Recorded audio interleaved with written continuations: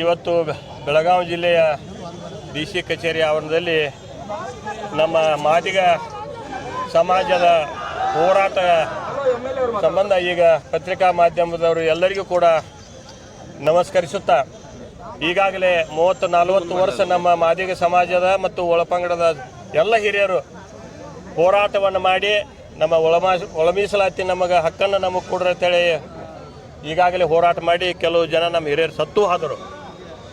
ಅದರ ಫಲವಾಗಿ ಈಗಾಗಲೇ 1 ವರ್ಷದಿಂದ ಸುಪ್ರೀಂ ಕೋರ್ಟ್ ನಮ್ಮ ಪರವಾಗಿ ಆಗಸ್ಟ್ 1, 2024 ಈ ಒಳ ಮೀಸಲಾತಿ ಜಾರಿ ಮಾಡುವ ಹಕ್ಕ ಆಯಾ ರಾಜ್ಯ ಸರ್ಕಾರಗಳಿಗೆ ಇರುತ್ತದೆ ಅಂತೇಳಿ ಅದು ತಕ್ಷಣ ನೀವು ಜಾರಿ ಮಾಡ್ಬೇಕಂತೇಳಿ ರಾಜ್ಯ ಸರ್ಕಾರ ಸೂಚನೆಯನ್ನು ಕೊಟ್ಟರೂ ಕೂಡ 1 ವರ್ಷ ಗತಿಸಿದರು. ಇನ್ನೂ ನಮ್ಮ ಕಾಂಗ್ರೆಸ್ ಸರ್ಕಾರ ಸಿದ್ದರಾಮಯ್ಯ ಸಾಹೇಬರು ಇನ್ನೂ ದಲಿತರಿಗೆ ಅನ್ಯಾಯ ಮಾಡ್ತಾ 1 ವರ್ಷದಿಂದ ಕಾಲಹರಣ ಮಾಡಿದರು.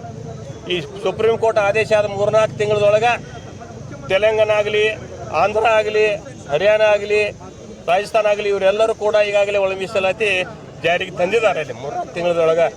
ಆದರೆ ನಮ್ಮದು ವರ್ಷ ಆದರೂ ಇನ್ನೂ ನಮಗೆ ನ್ಯಾಯ ಇಲ್ಲ. ಅದಕ್ಕೆ ನಮಗೆ ನ್ಯಾಯ ಸಿಗುವವರೆಗೆ ನಾವು ಹೋರಾಟ ಮಾಡೋಣ ಅಂತೇಳಿ ಇವತ್ತು 1 ವರ್ಷ ಆಯಿತು. ಇವತ್ತು ಆಗಸ್ಟ್ 1ಕ್ಕೆ ಅದಕ್ಕೆ ನಮ್ಮ ಒಳ ಮೀಸಲಾತಿ ತಕ್ಷಣ ಜಾರಿ ಮಾಡಬೇಕು. ಮಾಡದಿದ್ದರೆ ನಾವು ಆಗಸ್ಟ್ 15ರೊಳಗೆ ಮಾಡದಿದ್ದರೆ 16ನೇ ತಾರೀಕಿನಿಂದ ರಾಜ್ಯಾದ್ಯಂತ ಬೀದಿಗೆ ಇಳಿದ ನಮ್ಮ ಎಲ್ಲ ಮಾದಿಗ ಸಮಾಜ ಮತ್ತು ಉಪಜಾತಿ ಎಲ್ಲರೂ ಕೂಡ್ಕೊಂಡು ಉಗ್ರ ಹೋರಾಟವನ್ನು ನಾವು ಮಾಡ್ತೇವೆ ಅಂತೇಳಿ ಈ ಮಾಧ್ಯಮದ ಮುಖಾಂತರ ನಾವು ಸರ್ಕಾರಕ್ಕೆ ಹೇಳಲಿಕ್ಕೆ ಇಚ್ಛೆ ಪಡ್ತಾನೋ. ಸನ್ಮಾನ್ಯ ಮುಖ್ಯಮಂತ್ರಿಯವರು, ಕಾಂಗ್ರೆಸ್ ಸರ್ಕಾರದ ಮುಖ್ಯಮಂತ್ರಿ ಎಲ್ಲರಿಗೆ ಅವರು ಅಷ್ಟ, ಕಾಂಗ್ರೆಸ್ ಸರ್ಕಾರದ ಮುಖ್ಯಮಂತ್ರಿ ಅಲ್ಲ, ಅವರ ಇಡೀ ರಾಜ್ಯಕ್ಕೆ ಮುಖ್ಯಮಂತ್ರಿ, ಅದಕ್ಕೆ 101 ಜಾತಿಗೆ ಅವ್ರ ಮುಖ್ಯಮಂತ್ರಿ, ಎಲ್ಲರಿಗೂ ನ್ಯಾಯ ಕೊಡುವಂಥ ಅವರ ಈಗ ನಮಗೆ ಮಾದಿಗ ಸಮಾಜಕ್ಕೆ ಅನ್ಯಾಯ ಆಗ್ತೈತಿ. ಅದನ್ನು ಅವ್ರು ಅನ್ಯಾಯ ಮಾಡಾಕತ್ತಾರೋ ಅದು ಮಾಡಬಾರ್ದು ಅಂತೇಳಿ ನಿಮ್ಮ ಮುಖಾಂತರ ಅವರಿಗೆ ನಾವು ಒತ್ತಾಯವನ್ನು ಮಾಡ್ತೇವೆ. ತಕ್ಷಣ ಆಗಸ್ಟ್ 15ರೊಳಗೆ ಜಾರಿಗೆ ಮಾಡಲಿಲ್ಲ ಅಂದ್ರೆ ಆಗಸ್ಟ್ 16ರಿಂದ ನಾವು ಬೀದಿಗೆ ಇಳಿದ ರಾಜ್ಯಾದ್ಯಂತ ಉಗ್ರ ಹೋರಾಟವನ್ನು ಮಾಡ್ತೇವೆ.